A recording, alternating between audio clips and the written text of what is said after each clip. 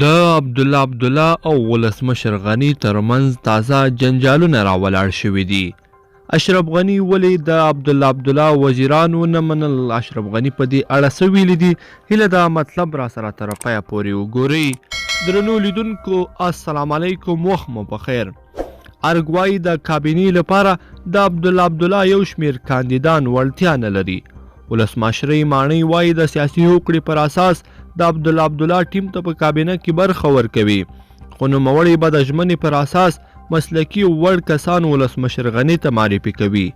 تازه د کابینې پر سر د ولسمشر غني او د ملي مصالحې عالي شورا رئیس ډاکټر عبدالله ترمنځ د جنجال راپورته شوی دی.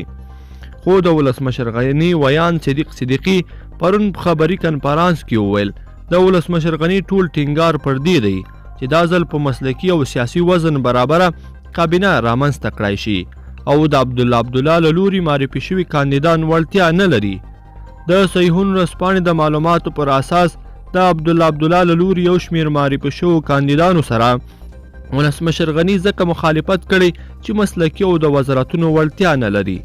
د ډاکټر عبدالله غوښتنه شوې چې هر څومره زر کیږي پر ځای یې نوي او وړ کسان معرفي کړي، خو د وزارتونو پر سر د عبدالله په ټیم کې جنجالونه دغه پروسه ټکنۍ کړې ده.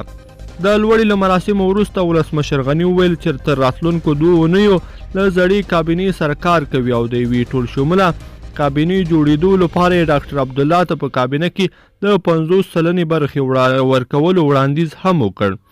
تر ناندرۍ وروسته ولسمشر غني او ډاکټر عبدالله یوې سیاسي هوکړې ته ورسېدل او د دواړو ترمنځ له لاسلیک څخه 2 میاشتې اوړي، خو لا هم کابینه نه ده بشپړه شوې.